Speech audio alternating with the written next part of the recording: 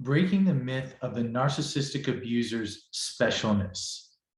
Sometimes in the process of recovery from narcissistic abuse, it can feel like one is being pulled back towards the narcissistic parent or partner. This can happen literally in the pull to have more contact with this person, or even in one's own mind, where you may find yourself going from what is happening now between you and people in your life to then and what it was like during the abuse.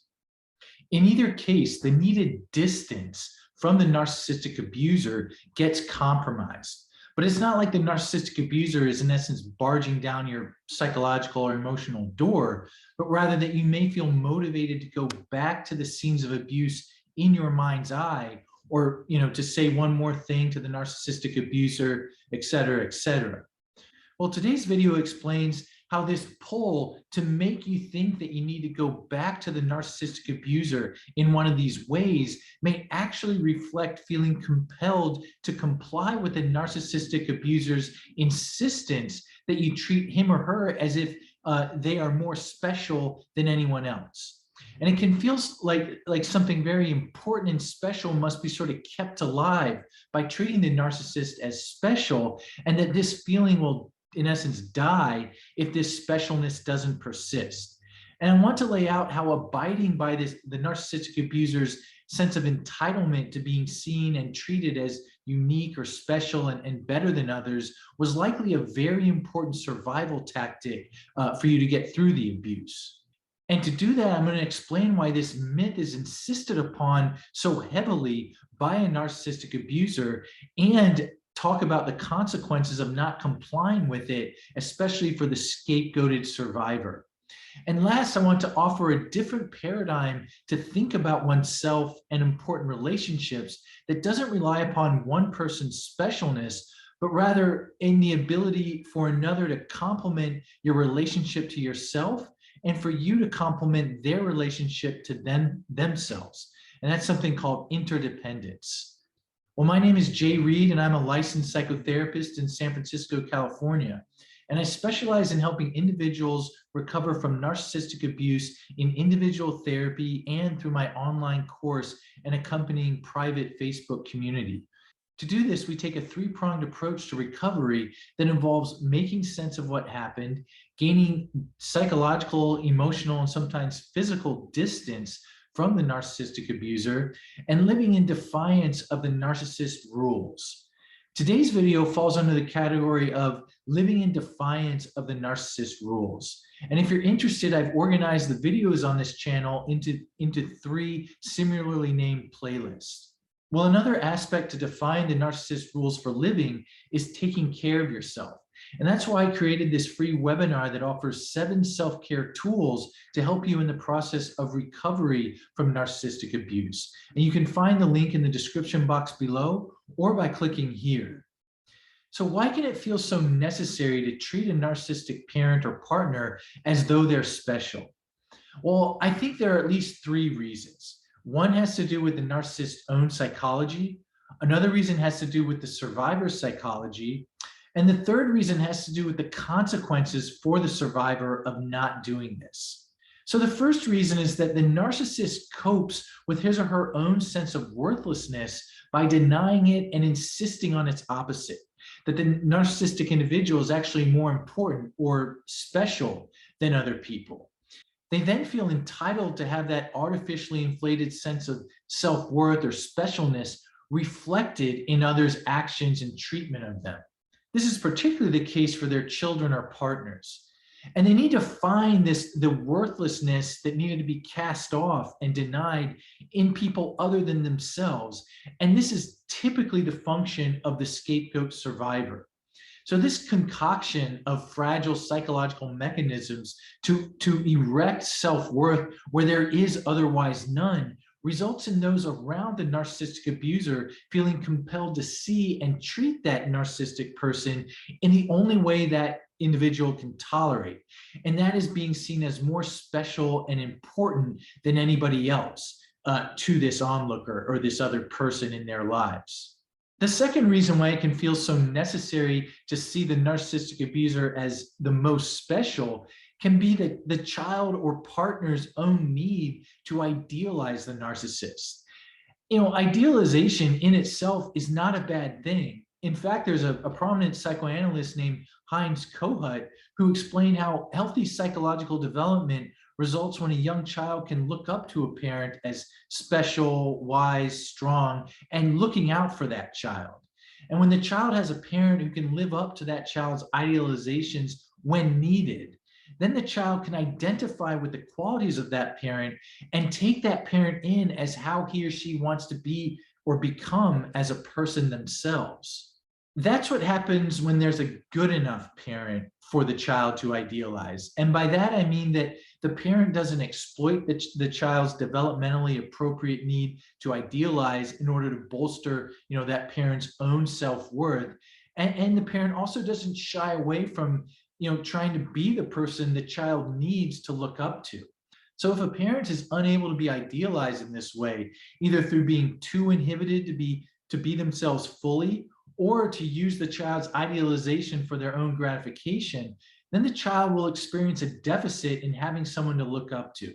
And the child may also then suffer from a deficit in feeling a sense of direction within because they have not had this very much needed experience with a parent.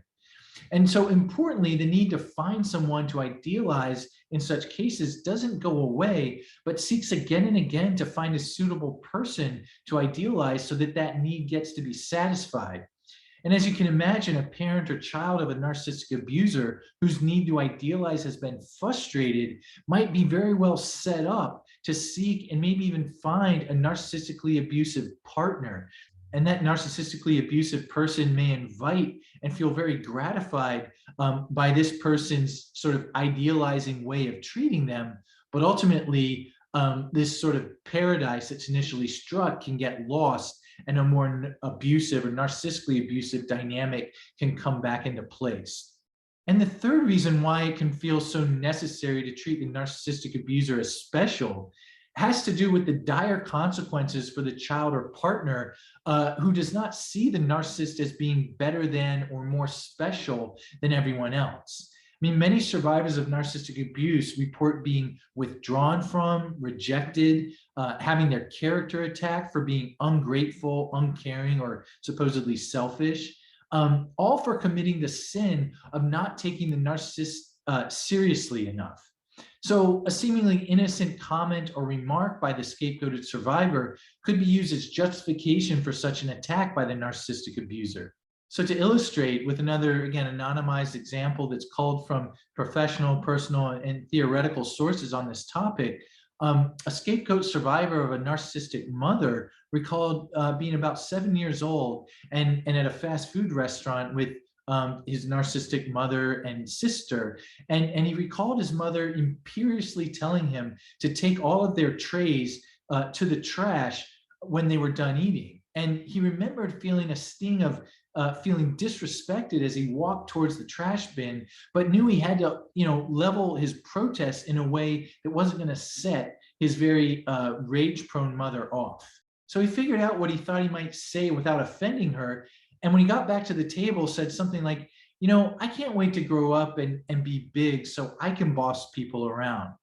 And to his dismay, he saw his mother's face go from sort of self-satisfied to searingly angry as she spit out, how dare you? After all I do for you and you accuse me of bossing you around, you sit here and think about what you did and don't come to the car until you're ready to apologize. Well, the scapegoat survivor recalled how humiliated and defeated he felt at trying to spare some portion of his dignity after really being bossed around by his narcissistically abusive mother. And in therapy later in life, it became clear to this survivor that he had defied his narcissistic mother's sense of entitlement, that he see everything she do as deserving of praise, and that to fall short of that could have put her in touch with her own lurking sense of powerlessness and worthlessness. And that was something she refused to let happen, very much to the expense and cost to this young boy at the time. A major consequence for the scapegoat survivor of having to treat the narcissistic abuser as special is how constricted the survivor's world then has to be. Other people in the survivor's life have to be seen as sort of less special or inferior relative to the narcissistic abuser. Otherwise, punishment or abandonment can ensue. And this can result in the survivor kind of growing to feel like he or she lives in a psychological and emotional world that's only populated by the narcissistic abuser. And maybe by the survivor themselves, but only to the extent that they kind of facilitate what the narcissistic abuser needs to feel more intact than they typically do. Now I'd like to shift to a way to challenge this sort of arrangement in the process of recovery so that ultimately you get to kind of feel like your world gets to be a bit bigger, sort of incrementally bigger over time, but ultimately much bigger than it has to be during the abuse. So typically when the mandate to treat the narcissist as special happens, there's a necessity to keep the relationship going with that narcissistically abusive person. I mean, for the child, it's imperative to keep the narcissistic parent willing to be his or her parent, and that something similar might be said for how it can feel for the partner of a narcissistic abuser. Once one is out of the immediate throes of the abuse, it can become possible to know and act as if one has other options than the narcissistic abuser when it comes to finding a relationship that meets your needs. And coming to recognize these other relationship options may require challenging the calculus about what brings and holds people together. So for the survivor of narcissistic abuse, it may reasonably seem like the only way to ensure another person will care about you is to elevate him or her to be seen as super special and unique, as though you could not or would not want to live without someone like this person. And implicit in such devotion is an abandonment of one's own self. And this is an abandonment that was typically or likely very necessary to do whilst needing to survive the narcissistic abuser's treatment. So I really want to emphasize having a compassionate attitude towards yourself and what you had to do to survive the narcissistically abusive treatment. Well, all that being said, a different kind of calculus can be made available in recovery, and it involves seeing everyone as potentially capable of offering you a satisfying relationship. And that is to challenge the idea that it's only someone sort of super special or unique who can afford you what you need. Then, of course, comes the task of evaluating each person's character in terms of whether you find them to be able to complement your own connection to yourself in a way that feels correct and satisfying. And you might check out Module 4 in my online course on recovery from narcissistic abuse for a more in-depth treatment of how to find and cultivate relationships with safe people. You can find the link to the course in the description box below or by clicking here. Well, when it grows to seem plausible that everyone is a candidate to offer you what is needed in a relationship, then one's world gets to be significantly bigger. There can be a renewed sense of hope and optimism in finding and cultivating new friendships and relationships because that unwanted hierarchy is no longer present. That everyone in one's life is seen as having the potential to have something very, very valuable to offer and to receive what you have to offer as something that is very valuable to them. In short, making relationships depend on seeing the narcissist as the most special stems from the narcissist's belief that he or she won't be seen as worthwhile just as he or she is. And I don't say that to curry sympathy for the narcissistic abuser, but rather to lay bare the faulty foundation for this mode of relating. Seeing relationships as based on voluntarily chosen connections that feel good to both parties, with each person's sense of deservedness being relatively equal, I think is a much sturdier foundation. This is the kind of foundation that becomes possible in the process of recovery from narcissistic abuse. Well, if you like the content in today's video, you might also enjoy my free ebook on surviving narcissistic abuse as the scapegoat in order to learn that you really didn't deserve it. And you can find the link in the description box below or click here.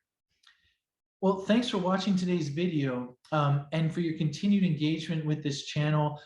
Again, it's just so heartening to know that some of this content has proven helpful to people. And I look forward to posting again next Sunday. Take care.